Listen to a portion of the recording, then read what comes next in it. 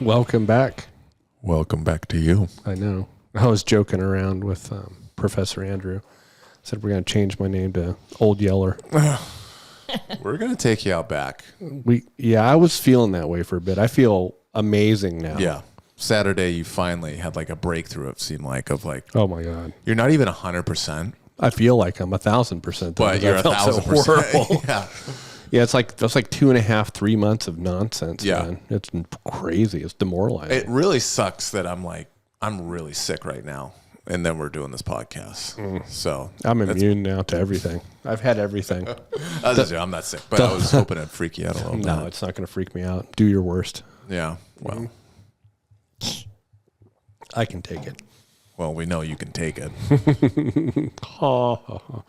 Did this camera go off? Son of a gun. I'll turn that on in a second. But so it's been a couple weeks. Yep. Oh, no, you're good. We did a solo ep, and then we missed a week or so. You know what's crazy? For 2 years, we don't miss. Like maybe 1 week. I think we might have delayed. Mm-hmm. And then we kind of go on a streak in 2024 of missing a couple. It was bad, man. So for our new people, we typically are much better about it's not the norm. Being like on the ball, for always sure. having episodes and stuff like that. So yeah, it's very irritating. Don't abandon ship on us, please. Oh my God. I know. We got some questions. On the solo episode, we had a TRT question that I kind of freeballed it. Took my pants off and said, here we go. Seriously? Look at my boys. Bill. What? I'm glad I didn't watch the episode, so I didn't. I didn't watch. I blurred it. Yeah. Ugh. You listened to it, but you didn't watch it? Yeah, thank God. I just listened to it. Well, offensive.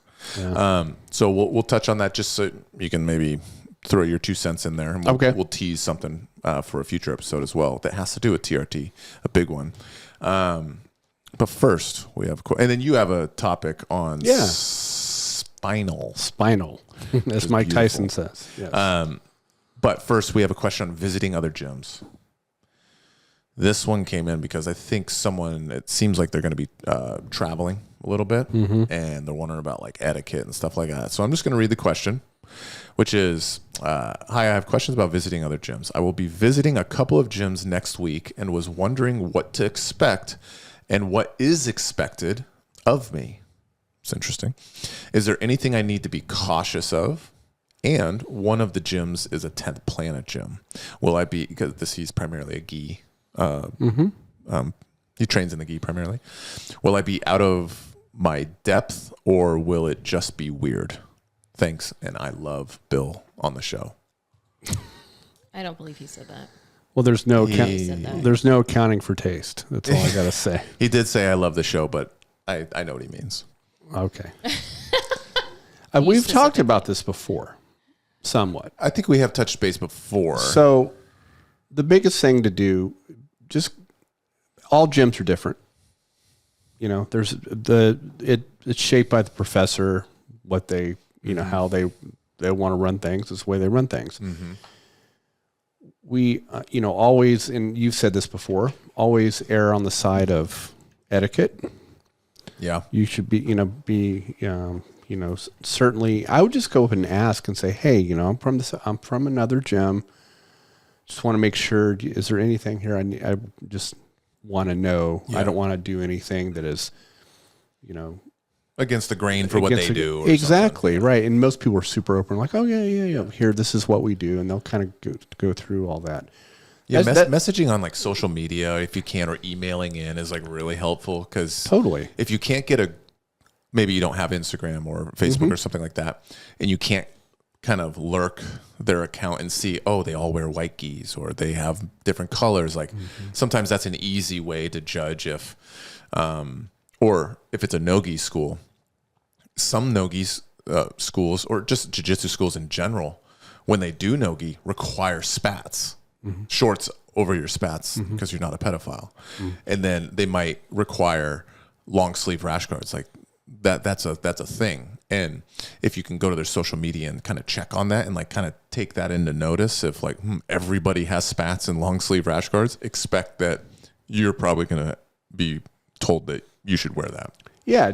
And a lot of people really will like that too, that you're showing interest in, hey, I want to kind of go with the flow here while people always appreciate from a coach's perspective or whatever when we know that there's a visitor coming in. It's not required. Like you're not butthurt if you don't someone know. drops in. Yeah, like it's totally cool. But it is kind of nice to know, especially when you walk through the door. It's kind of like, for example, I dropped into a gym I haven't dropped into in years on Friday in the noon time. And there was an instructor there that I hadn't met before. And first thing he asked is, "Oh, have you trained before?" And I say, "Oh, yeah, yep." And, and then he sees me in a black belt and he's like, "Oh, yeah, a little bit, huh?" Yeah. And I go, "Yeah, it's just kind of an awkward thing. Like, have you trained before?" "Yes, I'm a black belt, idiot." Yeah, I know, like one of those. You're not tall by the look of my figure. Kind of douchey things. Yeah, to say, yeah. Right. Look at my adductors. They be squeezing, bro. So sometimes it's kind of nice, like if they already expect, like this guy is a upper belt, he's an advanced guy, so it's kind of nice. Oh, there's a purple or a brown belt coming in. That's like awesome. I cut you off. Did you have? No, I agree with what you're saying. People do like that. The 10th planet thing, man. I mean, if you're going to drop in there, that's what you're going to do. Probably most likely. I've dropped into a couple different 10th planet gyms. Most likely it's going to be pretty chill. Yep. That's not to say it's a total stereotype of 10th planet gyms where they're just smoking weed in the parking lot, walking in, and it's like, whatever, No. talking tinfoil hat stuff the whole time. Not saying that doesn't happen, but it's not this extreme caricature that kind of gets portrayed of 10th planet. But they are probably less traditional. It's going to be more like a athletic room, like a normal sports kind of thing. They typically don't do the whole like ranked rash guards. Like just because someone has a blue rash guard on doesn't mean they're a blue belt kind of thing. Something that I've noticed. They're definitely, from my experience, pretty friendly. At the same time, though, it's it's a no-gi only school, and if you're primarily a gi person, they're gonna do things that seem fairly foreign. Their grip structures are gonna seem pretty weird because that's what they do. They have their own language too, as far as totally. So you just understand you're going to be learning a bunch of different nomenclature, and they will, they'll have moves that but like you just said, they're going to call it something else, which doesn't make it wrong too, right? In my opinion, it was actually quite smart of Eddie Bravo and those guys as they were coming up to kind of create their own verbiage, because when you're coaching and you say, "Hey, go for the ham sandwich," you know exactly what they're talking about. Yeah, rather than, "Hey, go for that calf slicer," whatever, or bear trap, right? Which is a quasi similar to a ham sandwich. So I think that was actually pretty smart, even though they get made fun of. You think you're recreating moves, and which they never say. It's for communication purposes, Yeah. and that's important both in instruction and coaching and all that. Knowing that's why the whole, people, use one of the like sumi gaishi or something like that, and people are like, "Oh, that's pretentious." I'm like, "Well, you know what I'm talking about, right? It's pretty descriptive." Yeah. Even like I've stolen verbiage from 10th Planet that I use, like burrito grip. I took that from a Nate Orchard class. Dirty triangle, isn't that? I don't know if I got that from them or not.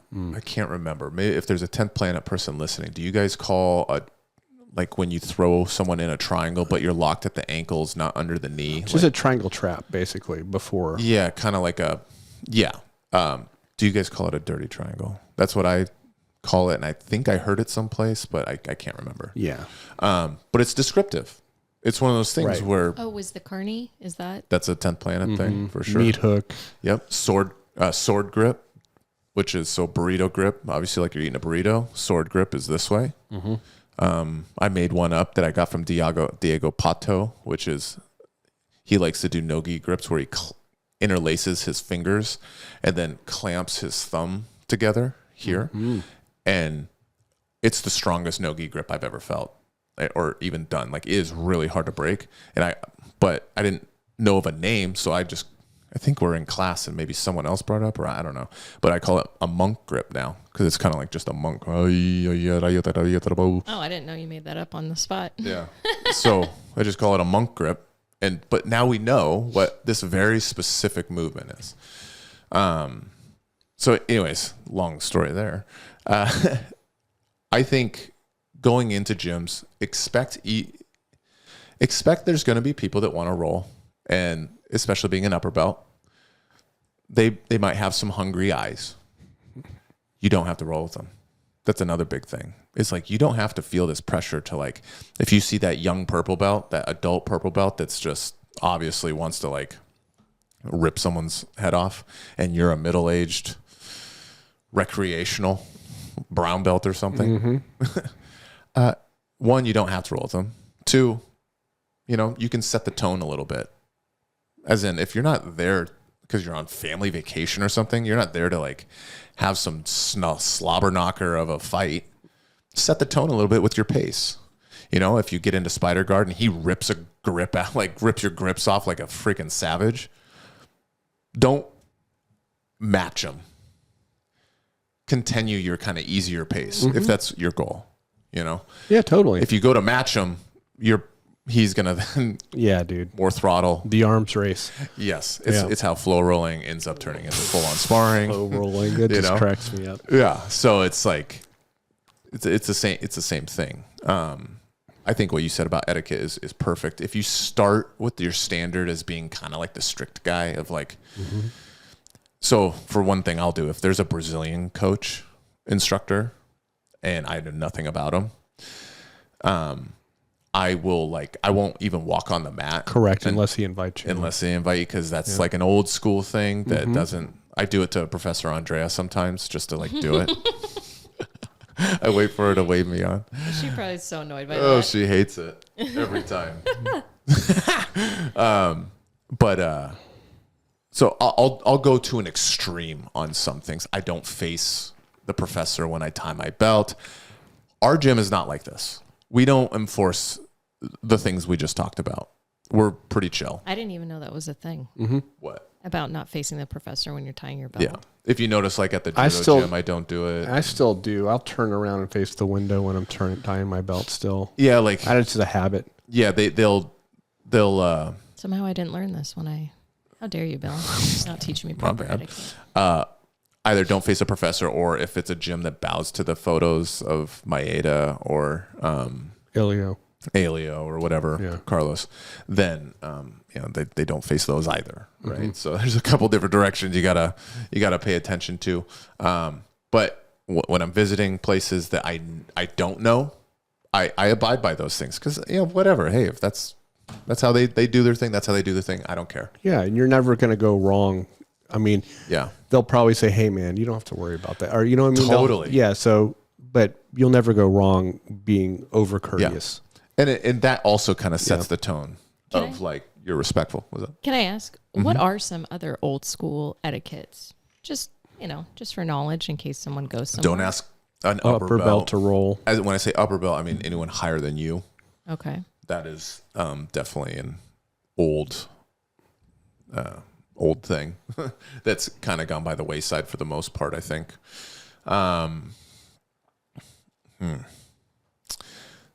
We kind of talked about the other things. Yeah, there's some schools that do like the judo thing, which was, I straight up I felt weird, but I get it. Yeah, as they bow 3 times in the beginning, which is.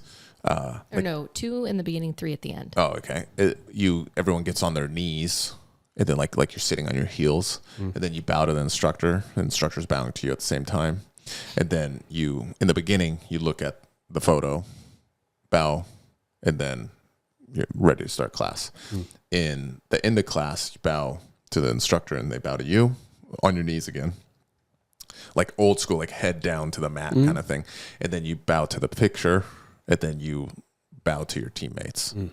So like, I don't even know what I was doing. Fortunately, I had Justin next to me, so I was just following what he was doing. Okay. But I'm trying to think of other The white gis, that's kind of an old one, is only wearing white gis. Like that's a safe bet. Like if you're going to another school that For you sure. don't know, bring a white I'm gi. wearing a white, or I'm taking a white gi if I'm traveling out of state. That just, you don't want to get caught with your pants down, and then you have to rent a gi or buy a gi or something. Like, that would suck. And there's people that have been turned away from training for not having a white gi. Like, it's crazy. I can't think of any off the top of my head. That's a pretty good list. Yeah, I'm sure there's a ton more. Yeah. So yeah, but other than that, I think just being respectful in that way, and then like you said, they'll tell you if hey dude, don't worry about that. I always line up. If you don't have stripes on your belt or whatever, like I'll always just line up at the very end. If you're a colored belt, if I'm a black belt, then I just go to the very end as well. Of the black belt line. Yeah, of the black belt line. Yeah. I feel like there's been times though where you've gone into the line with all the other colored belts, and the black belt has requested you to come up, because I don't think you assume or presume. That's a good point. If there's not many, maybe there is no other black, like there's one black belt in the room, I will not go up front with them at first. I will go at the front of the colored belt line. Correct. And then if he pulls me up front, then I'll do it that way. Because some do it that way, where the black belts are just at the end. They don't sit up front. I think that's a little more unique, but that I have seen that. So, yeah. Just kind of look what other people are doing. But don't have nerves. It's just another jiu-jitsu gym. Totally. And you'll have a good time, most likely. Sometimes there's some crappy situations. I would also, this is actually one thing, I would ask if they don't charge you a drop-in up front. I would ask before I left, hey, do you have a drop-in? I'd love to pay it. And I'll be forthcoming about it. Like, I'll tell them I want to pay it. And then they say, oh, no, dude, don't worry about that. Or say, oh, yeah, it's this. Right. You can even do that beforehand, like just to get it out of the way. So there's not this awkward thing at the end where it's like, yeah, do you have a drop-in? I'd love to pay it. I personally, it's going to be $20-$25 most likely, unless you're at one of these headquarters, Autos headquarters or AOJ or something. It might be double that or something. So kind of prepare for that. Good. So yeah. Intent plan is chill though. TRT stuff. We love us some TRT. Well, it's becoming more and more. We're getting all these questions now because I think people are, a lot of them are, especially the hobbyists, whatever you want to call us, are getting into it in later ages. Yeah. And now it's exposing some, wow, I'm not recovering like I used to, when I didn't notice that when I was just doing my other sports. Yeah, you had mentioned that briefly when I told you we were going to talk about a couple TRT questions. It's shining light, our sport. Yeah. Doing our sport is shining light on the symptoms. It's really hard on the body. It just is. It's hard on recovery. It's grappling is just in general. It's on another level for the muscle soreness, being able to recover enough to get back into it. The fatigue of recovery. Yeah, man. I don't ever want to give you credit, but or tell you that you were right. Oh shoot! But this is gonna be recorded. Honey, turn it off. So I've tried to do it 2 days a couple times since I've hit 40. It's different. Yeah. It's different. Now what I'm gonna say now, as in it's easier. Oh, you're so full of shit. Now I'll do the classic one up you now, right? Okay. Wait till you hit 50. No. You know what I mean? No. Oh yeah, that's true. Yeah. Wow. It's, how long I've struggled with that. Yep. Because mentally. Yeah. Because I felt like my body's betraying me, because I still had a very hard driving attitude. Started jiu-jitsu as a white belt 45, right? And I was like, oh no. Yeah. You because you've kind of been in and out with the sickness stuff. Yeah. You might not have been to some of the Thursday classes, but I've missed a couple myself. I know. Which is typically unusual. Yeah, no, I was Andrew. He actually asked me. Oh yeah, he messaged me. It's like, what is going on? And I think I might have even missed a Monday at some point. And, You did. yeah, which is super rare for me to miss these days. And it was because I did a 2-a-day on Wednesday. So I did a jiu-jitsu during the day and I did judo at night. Oh. And Thursday I just didn't have it in me. No. And then I think I ended up training Friday. I did open mat judo, which is like 15 rounds of randori sparring. And then Saturday morning, and then I'm dead. Yep. Sunday, I think we canceled Sunday, and Monday I still was dead. I did day class, and I just couldn't make it at night. Yep. So it's a thing, it's man. real, man. It is real, and it sucks. But that's why we've talked about this, and you've heard me complain about it endlessly on this podcast. Yeah. You guys have seen me struggle with it in real time. Yeah. Where I can only train realistically 3 days a week. Yeah. In jiu-jitsu. And I get it. I'm like starting to really get Yeah. that because like I did a 2-a-day on Friday where I did the day class jiu-jitsu. I dropped into a place. And then I did judo sparring, the big rounds on Friday night. And it was like Saturday. Your grips were toast. My grips were... Well, and I could only do 3 sparring rounds on Saturday. yeah. One of them was the Andrew, so it was very hard. But man, it's bananas. Yeah, it's something else, man. When you're, it's hard to come to terms with because people listening to this will be like, "Oh, you guys are a bunch of freaking making excuses." And I thought exactly the same way. I was an ass. Yeah. And in my early mid-30s, Oh, I bet. I was like, You were a douchebag. Well, as far as that, I don't like excuses. It's like, you know what? You suck it up and tough it up. drive. Yeah, that kind of thing. And I'm not going to be like that. yeah, at 54 now, let me tell you, that's it. But there's some good things, and it's really, all these type of things can change your game. There's that thing, you don't want to learn jiu-jitsu twice, right? You don't want to have a game in your 20s and 30s that you can't replicate into your, so it's nice to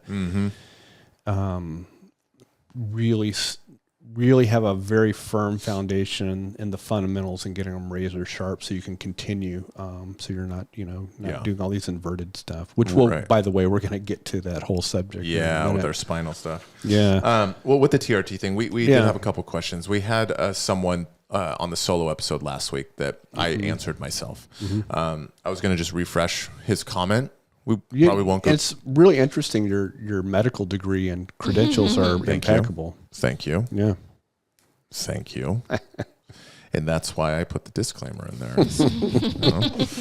So he says he's been listening to the Switch then got me, or he was listening to episode 101. Then he went back to episode 10. And he says the question is, he's 42. He's been doing jiu-jitsu for a decade plus. Last year, he talked to his doctor about TRT. He got his levels checked, and it was 150.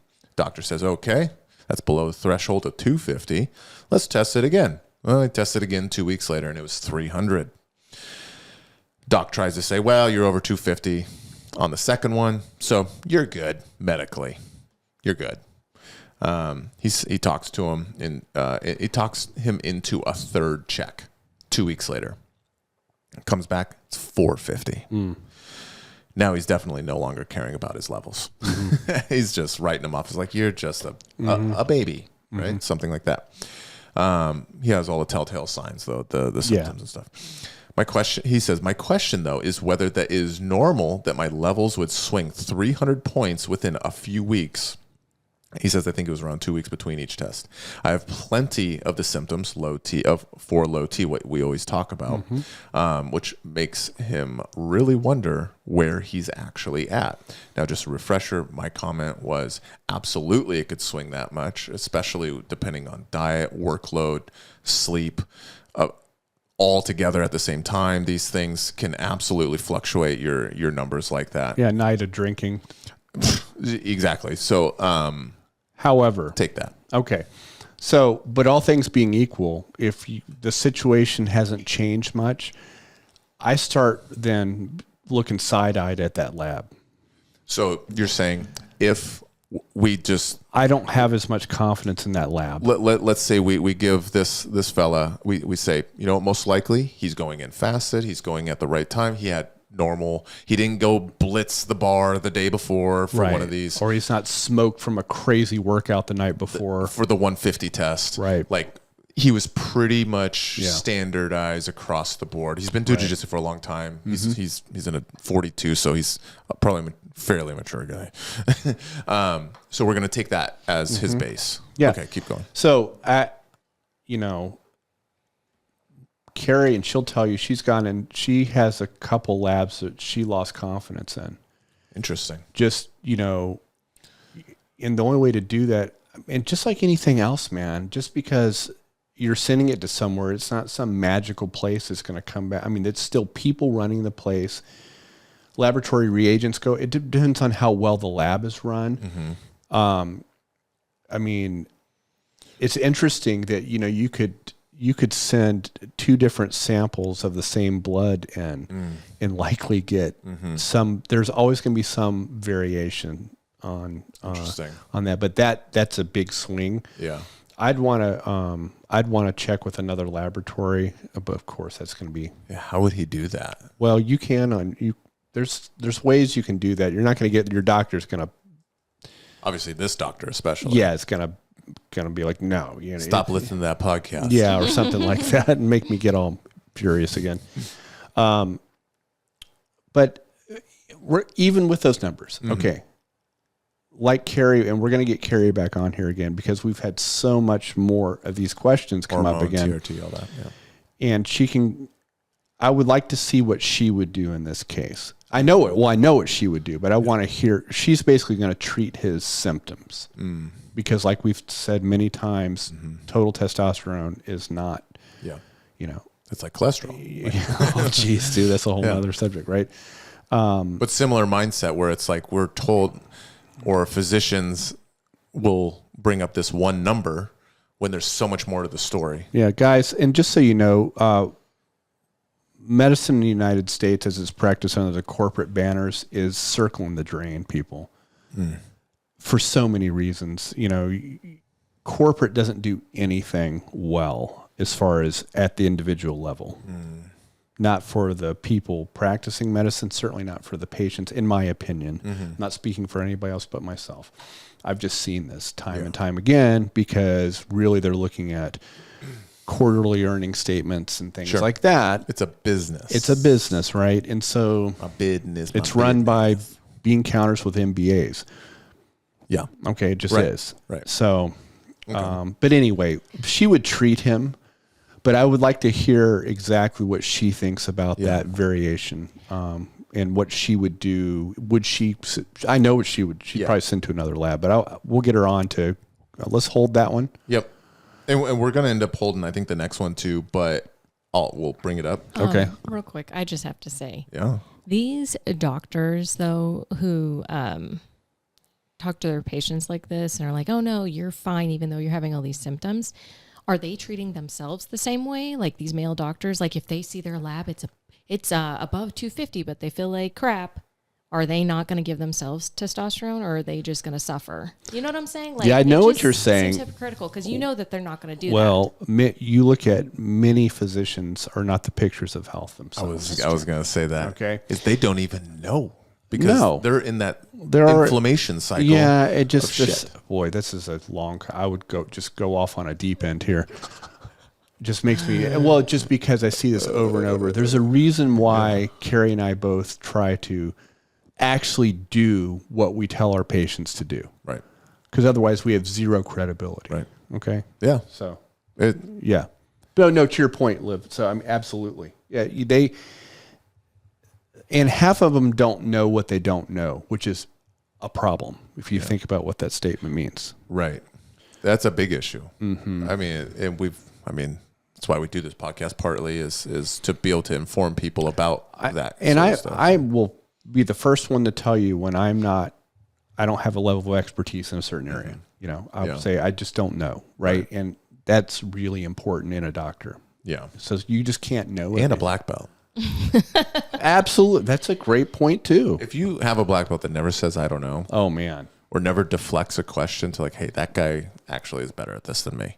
I sent someone over to one of our talented brown belts that happens to be fantastic at deep half. Mm-hmm. And because someone was asking me about deep half. Brazilian tractor. Yeah. And I know the position, but not like he does. Yeah. And so that's really important. Yeah. So I love that. It can be a red flag for sure. If now, I mean, yes, it can be a red flag. Yep. Other question is, we had talked about this guy actually previously. He's from North Dakota. Mm-hmm. He's 34, got his blue belt real quick. He was a wrestler. That's right. Low testosterone. So he responded because we're like, I would love to know just a little bit more like about this guy because he was so young, 34 years old. Super young. And I don't remember what his number. 34. He got his blue belt in 7 months. Over a year, I don't remember what his number was, but he gave us a little bit more information. He's been dealing with these symptoms for 6 to 7 years now, so into his 20s. Sounds very familiar to myself, and it has slowly been getting worse and worse. He started bicycling about 6 years ago, long distance. And then he was hoping that BJJ would kickstart his testosterone like how it was when he was wrestling. When was he wrestling? Well, probably in high school. Right. I assume, yeah. Yeah. So we'll put a little earmark on that and get back to that. Mm-hmm. I have not had alcohol since 2010. Good on you. And he eats extremely healthy, mostly chicken, red meat, beef, deer, moose, and a lot of vegetables. Nice. I would not care if I got no bump in performance. That's not his deal. What he wants is more than 3 to 4 hours of sleep because he feels like he's only getting that. Not to be sore for 6 days after an open mat. So he's having extreme muscle soreness. And then have an actual sex drive and libido. Okay. Because I think I remember the numbers, Bill. What was it? I think it was 600 for total and then 0 for free. That's right. Yeah, he had his tests come back 630 or 630 for total testosterone, which is the number that it seems like these physicians lean on. But his free testosterone, and maybe you can at least break that down for people, what the heck that means. Mm-hmm. This free testosterone was almost non-existent. Yeah, that's the testosterone available for binding the androgen receptors. So free testosterone. Yeah, just because you have a certain amount of testosterone, I mean, it'd be like, I have a container ship full of stereos. Mm-hmm. Shows you how old I am. Stereos, whatever.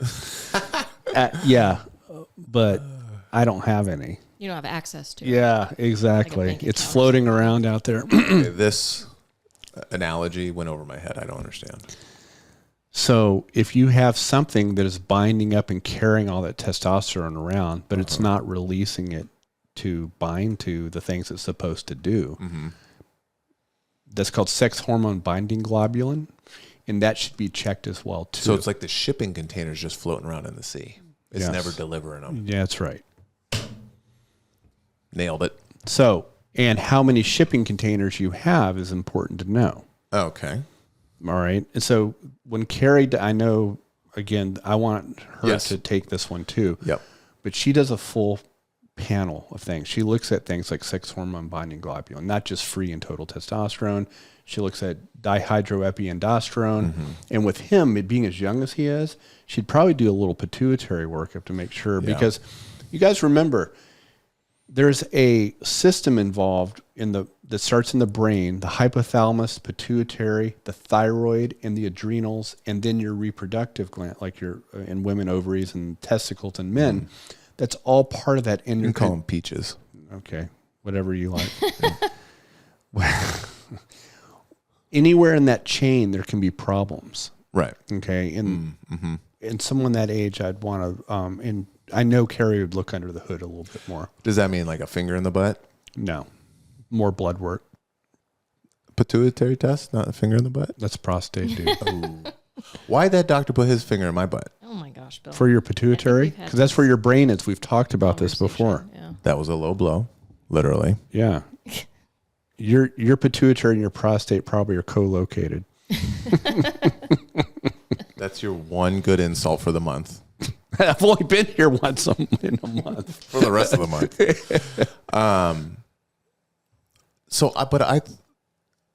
Why'd the urologist do that to me? That's what they do. You go to a urologist, you're going to get your prostate checked, dude. But I thought it had something to do with my testosterone, like lack of testosterone.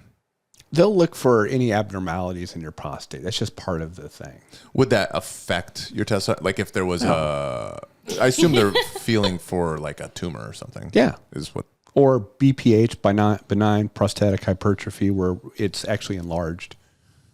But usually you'll have different symptoms for that. Sure. Yeah. But would any of That's those not correlated with affect? No. Why'd that guy put his finger in my ass? Because he's a urologist. That's what he's going to examine your whole system. Yeah. Your whole urological system. When you go to your urologist, you're going to get a finger up the butt. I just wanted to get jacked. Well, sorry. That comes with it. You're going to get a finger in the butt. Okay. Can I ask a question real quick? Please change the subject. And I know Carrie will probably touch on this again.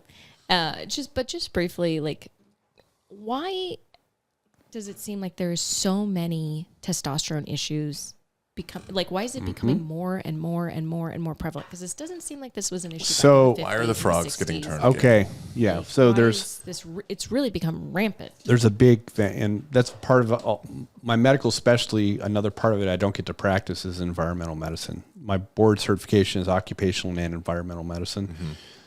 So there's endocrine disruptors, right? We call them environmental estrogens. They can absolutely impact that. Microplastics. Right. Which we see in the news, I feel like, all the time now. Yeah, and they've just shown those in actually the plaques in heart disease. They've shown microplastics in there.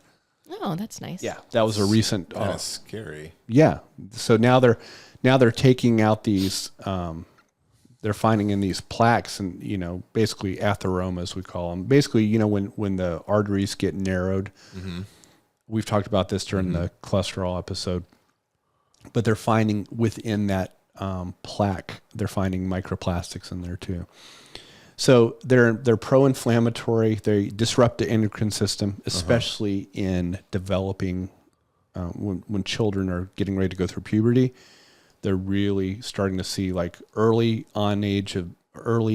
start of menses in young girls. And some delayed development in men. We talk about the taint thing. Yeah. The perineum. We're getting an onslaught from the environment. Yeah. So even though it appears to be a paper cup, pesticides too. It's got plastic liner. A lot of these pesticides too are endocrine disruptors On our food. Yeah. For the factory farming and stuff. Yeah. All that stuff adds up. So we're seeing this more and more and more. We're seeing early.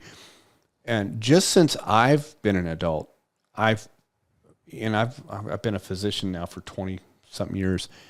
I've seen earlier and earlier these people coming in, males that are having low testosterone levels. Like this situation here. Yeah, it's And crazy. fertility But issues, it seems you like. can't just assume that a good doctor's got to do the full workup, make sure they're not missing something. Right. It's a problem. Well, we will have Carrie on and talk about this issue, this person's comment as well. Mm-hmm. If anybody out there, male or female, has some sort of estrogen, testosterone, hormone question, shoot them in. We'll stockpile them, and then we'll just attack Carrie. She's very. She comes good with receipts too, with all the latest research and stuff like that. So you can look at our regenerative medicine episode. She's on that. Our women's hormones episode, our TRT episode 10, a really popular one. To just kind of get a taste of. Yeah, we'll field these with her and give you guys some good answers here. More so than I can give. So a little bit jiu-jitsu related. Yeah, we wanted to talk about spine health. Yeah, because we've talked about back injuries before, neck injuries and things like that before, but we haven't really talked a lot about prevention, and we see this a lot. I'm not going to get into an exhaustive thing about back injuries and neck injuries, but some things I've noticed. So some behavior things, okay, that we can work on. And also maybe some exercise-based things too that we can talk about. So the biggest things I've seen, and you see this, is what type of game you're playing. And I see people with back and neck problems, especially those that like to play their inverted guard. Mm-hmm. And I'm not talking about transition from a position to a position where you invert, maybe do a Granby or something like or whatever. Mm-hmm. I'm talking about people that are actually playing in an inverted position, and that's kind of the primary game. Yeah. They'll get away with it until they don't. Mm-hmm. Okay. It puts the forces that puts on the spine, all it takes is a weird stacking pressure. Yeah. And, you can get your neck caught in a wonky position in your lower back. And our professor is very cognizant of this. I love him for it because, we were just talking about, I think he actually made fun. Were you here when he was using me as a new K? Were you making fun of me? Maybe, I don't know. So he was showing about a stack pass. And he was talking about how you're stacking over the hips. You're not stacking over the neck and bending the spine. And of course, I have poor hamstring flexibility. It looked excruciating. Trying to fold a board. Yeah, he goes, "You're gonna now fold their knees to your chest." I'm like, no. but anyway, I'm not saying don't invert. I just wouldn't play that as you're sitting there inverted. Mm-hmm. Yeah. That's a big thing. I feel like that hamstring and glute flexibility. Yeah. Like a lot of the time, because a lot of people identify me as being like a super inverted guy, but I have pretty good hamstring flexibility. Yeah. And I feel like that almost deceives people because my neck, I'm never really on my neck too much, but because I can bring my knees That's right. to my chin. That's different. And then hip flexibility and all that, like external rotation specifically, it can appear like I'm getting folded into a really bad spot, which sometimes it is, but more so the flexibility there takes relief off of my spine and neck. To an extent. Obviously, I can still get folded up into a bad spot, but in certain instances, if I had less hamstring flexibility, then the spine starts taking on the pressure. That's right. Right. It sure does. Yeah. And so that's going to be one of the things I want to talk about too, to help. So that's one of the behaviors that we see all the time. Or, we typically also, if you play a lot of like sit up guard and butterfly guard and you're flexed all the time, over time, that can cause some back problems. Okay, I'm not saying not to do that. It's a great... Just that sitting position? Yeah, and if that's all you're playing, that's your guard, and you're playing that all the time, that flex position, what happens, I'll back up a little bit. It's like people that like to do sit-ups for their abs. Mm-hmm. So one of your main hip flexors, your psoas muscle, spelled with a P, a PSOAS, it attaches for your femur, which is your big leg bone. And it actually goes very deep along the spine, all the way up your lumbar spine from L5 to L1, okay, right along the side of it. It's a very deep muscle.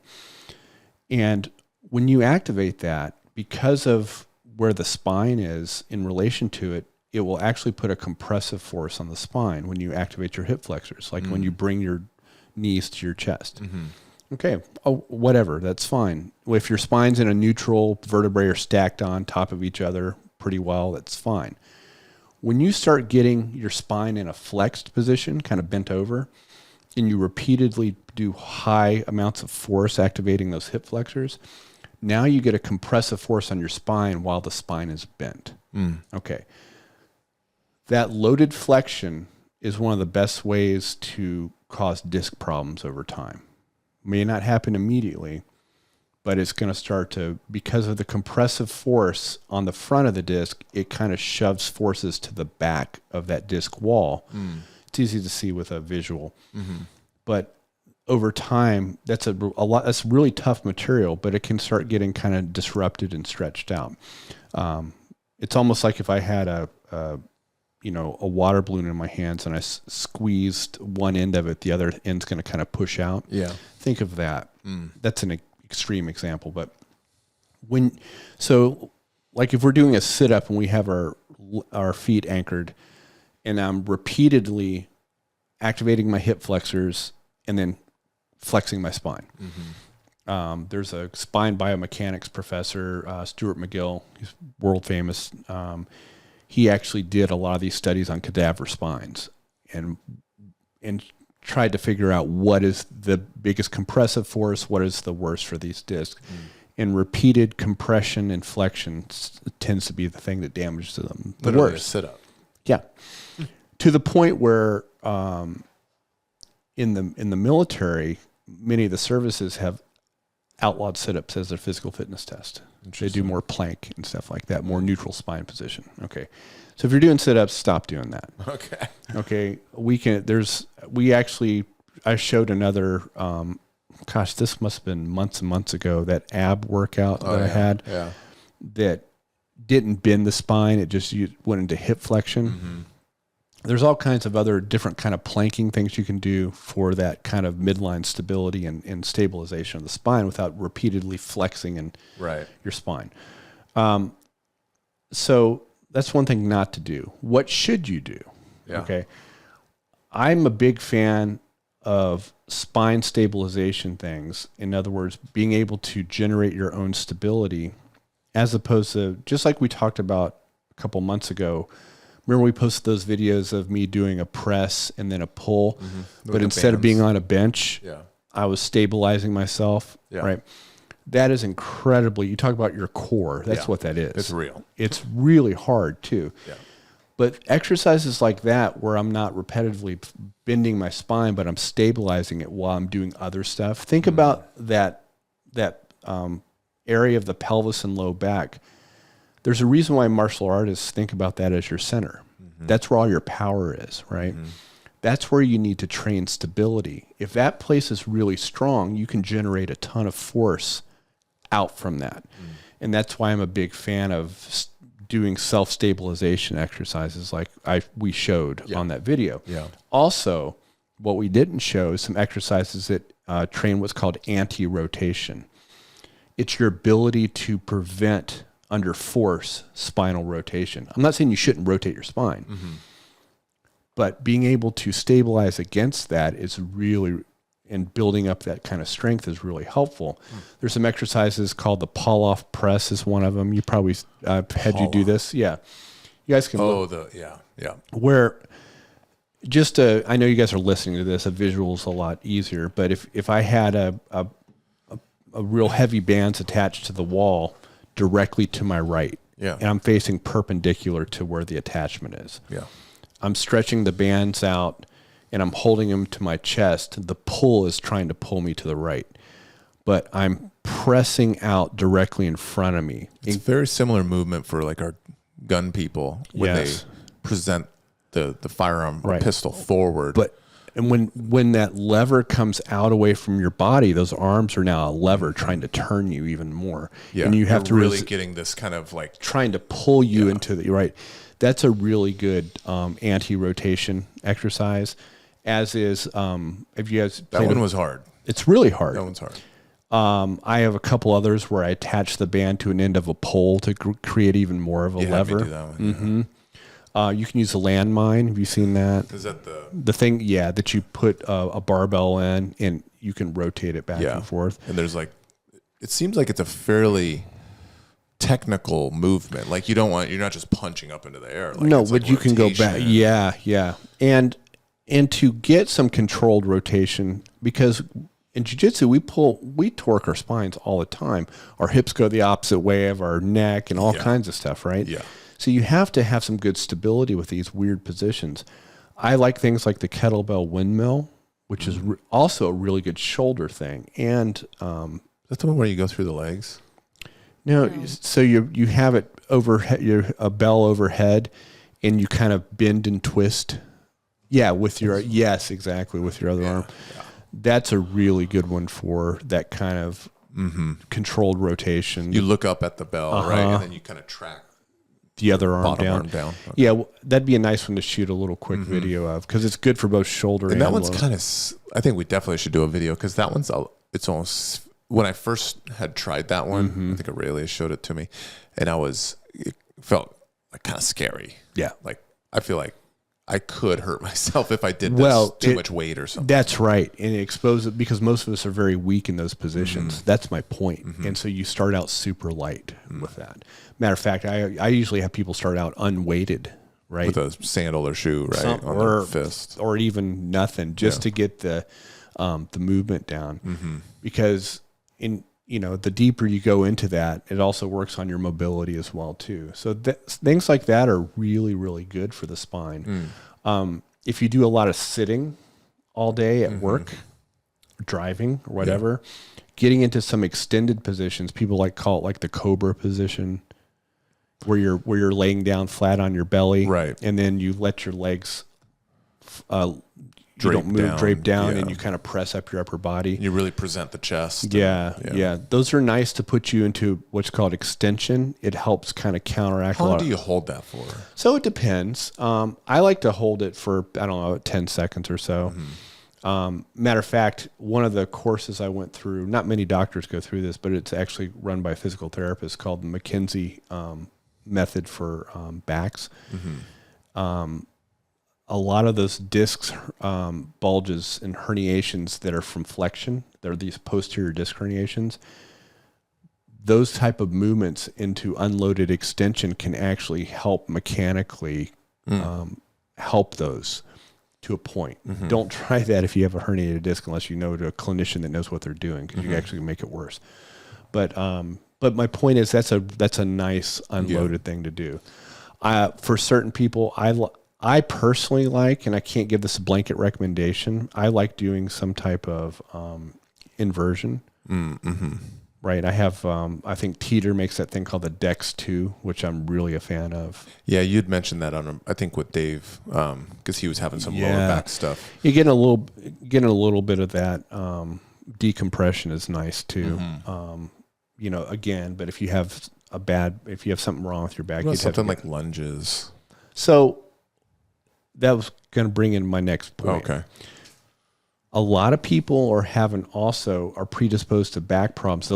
The lumbar spine, that those 5 segments of the lower spine, they're not really built for a whole lot of mobility like the thoracic spine is. That upper spine should be built for mobility. So you should definitely do things to train mobility of the thoracic spine. There's a bunch of stuff you can do for that. And you have to have mobile hips because if your hips are not mobile, that mobility you'll try to get it from somewhere else. And it's usually the lumbar spine. Okay. Yeah. So people end up all we do is get their hips mobile and strong in different positions. Cause I've had a couple people that are like, oh, always have back pain. I look at their hips. I'm like, yeah, I bet you do. They're terrible. They have terrible internal and external rotation. Their hip flexors and hamstrings. Like my biggest problem biomechanically is my hamstrings, and it's gotten better, believe it or not. They still look horrible, but it's gotten better. It's something I've worked on, because those all affect your pelvic tilt one way or another, and where your pelvis is in space. So, prevention, work on your hip mobility. We have a whole bunch of stuff on that. We talked about ways to work your hip mobility. Thoracic, you want to work your thoracic mobility. You want to stabilize the lumbar spine against rotation. Yeah. But you also do want to put it through some rotary movements and things like the windmill in a controlled manner. You want to avoid repeated flexion and hip flexor activation. Right. And if you sit a lot, you should do some extension work. Right. What would be extension work? Like that. The Cobra thing. What we call it a press up in the McKenzie terminology. So those are some of the kind of the main things. Maybe to work on some prevention. Yeah. And again, the behavioral stuff, like if you have an inverted guard game, it's not a question of if, it's typically when you're going to have a problem with your neck or your lower back. Yeah. Just the nature of it. Right. Yeah. It's just not made Over time, over years, it's, you might get away with it for a while. So just kind of think about that. I would use inversion, in my personal opinion, more of a transition type of thing between positions. So what about stuff like the reverse hyper weighted training for the lower back? Do we, is it necessary? Reverse hyper also will put a bit of decompression on your spine. And also the extension, because you're going into extension when you bring your legs up, is also working on some of those spinal, those extensors. It's not for everyone. That's one of those things, especially weighted hyper. Someone get over there, they go crazy with it. And, technically you probably could hurt yourself with it if you don't know what you're doing. I am a lot more conservative. If you're going to do, you can do body weight reverse hypers. You can get on a higher bench, drape your legs over, and just bring your torso up to level. Yeah. Or you can do the other hyperextension, which is where your legs are anchored. And what I like to do on the decks too is I'll do a hang. The way that machine is built is then I can just do a back extension and do a hold there, and then I'll go back down into a little bit of hanging, right? And I'll alternate those two, and it seems to work really well. Interesting. Yeah. So that's some preventive maintenance. Does that apply towards like just strengthening then all those things, the preventive maintenance stuff? Yeah. Yeah. Okay. Yeah. Not only strengthening, but going through these ranges of motion that you probably haven't gone through and training them. Like the windmill's a perfect example. The Turkish get-up's another good example. Yeah. And then it's boring, but stretching. Like hamstring, like getting, but helping out the hips. Sure, but let's be careful with the terminology. Yeah. Mobilization. Okay. Because remember, we're trying to build strength at end range. We're not trying to take a muscle that's weak and then try to just stretch it, right? We need to tell the nervous system that position is okay. The whole reason why people are not flexible is because they probably haven't moved in those positions, and your brain doesn't feel strong in those positions, so it's not going to let it go there. That's the whole basis of kind of the FRS system. Right. So, I like to train more mobility. In other words, I want to be able to control that movement myself through space and not passive. Yeah. Right. If someone was going to start, they're like, I'm 42. Yep. I don't want to get injured, but I want to continue doing jiu-jitsu, but maybe I've had an injury or two, I can just tell, or they just want to be proactive. Where do they start with the mobility, increasing mobility? You can find, so there are FRS instructors. Some of them run a class called KIN Stretch, KIN Stretch, which is basically their version of yoga, which will flow different positions into each other. But it's all strength-based, end-range strength type a lot of the stuff that we do. Yes, exactly. But in a sequence, right? Okay. Yeah. There's a lot of stuff on YouTube. Look for functional range systems. And they have a good YouTube page. They have a real good YouTube page. And a lot of it, they have a lot of free content on there too. If you are someone that really wants to go into it, I think one of our black belts is considering doing one of their functional range conditioning courses. Andrew and I have both been to a couple of them ourselves. But those that's a good investment of your time. Yeah. Learning how to do your preventive maintenance. How much was that roughly? It's pretty pricey. I think $1,000 to $1,200 or something like for that. the course. The course. Yeah. So it's it's a 2-day course. But you're at like the UFC. Well, that's where that was we went to they had their very first what's called their internal strength model course. Which was fantastic, building on some of those same principles. Because we did the first one by Zoom, which is still really good information because you get all the material and all the videos and stuff too. And then we went down. That just happened to be where it was at the UFC Performance Institute. It was in Vegas, and that was the venue. Yeah. That was the venue where they were doing it at that time. But those guys are fantastic. Yeah, can't say enough about that system for jiu-jitsu, and and the guys running that are most of them are jiu-jitsu black belts. Well, I think just for even just health, wellness, longevity is like strengthening that stuff. So as you've important. said many times, is our injuries happen when we're at end range, and then we try to do something Generate from force. that point. Yeah, That's exactly what happens. that's And a lot of the time. totally. Whether that's you're Spine. in a submission or Whether it's your spine, your hips, your ribs. ribs. We see that all the time. compressed, and then try And then like if you had me in a body triangle, and I just tried to spaz to get out of it, and I have poor thoracic mobility, guess what's going to happen? Yeah. Pop. First time I popped a rib was I was digging for a knee bar. So I was essentially inverted, trying to grab the far side knee or leg and like dig it out. Yep. And being that, they were just kind of sprawling. Yep. And then I went to kind of extend my legs away to off balance them. Totally. To get them the weight off the knee. Yep. That's a terrible feeling too, because that will grab you. Yeah. Yeah. There's no. You just got shot with a shotgun. Yeah. There's no walking that one off, man. Yeah. You got to stop immediately. So, and those take a long time to heal too. Yeah. So, if you take the time to do this, it's going to pay off, because an injury can take you out for a long time, right? And so, back injuries especially. Depending on how old you are, that thing might not ever feel like it goes away. Well, that's right. Because especially when here's the last point I'll make. When the spine or something around the spine is injured, the brain puts a high priority on that, because it houses the spinal cord. And guess what? That's really damn important. So anything that happens in that area that the brain feels is threatening, whether it is or isn't, it's going to lock that sucker down. And that's when you get those muscle spasms and all that. That's what usually the protective response hurts worse than the injury. Yeah. We see that with, a lot of knee injuries where it's not as catastrophic as it might feel during the emergency response. And then a couple days later, it's like, oh, I'm not going to have to cut my leg off. Well, spine is even more so. Because spine. of what it is. Yeah. And the brain, you always hear stories about, let's say someone hurt their back years ago, had a back injury, usually a lifting injury. And then they're like, all I was doing is years later, they're just bending over to plug in a light.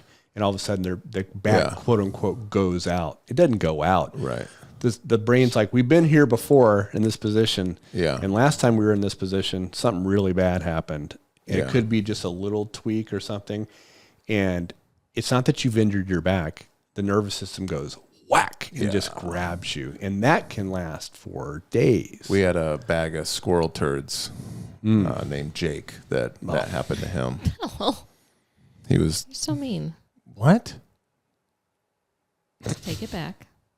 I take it back. He might be at my house right now. I was going to say, dude, plus he's really tough. Yeah, Put that's that true. on our wall. He's going to punch a hole in it. Or leave a present Or leave a bag of squirrel That's what I turds was saying. behind the wall, right behind the wall. like Jimmy Hoffa. But he literally was just kind of warming up with I think drilling or something. Yep. And just... But again, that's that. Right.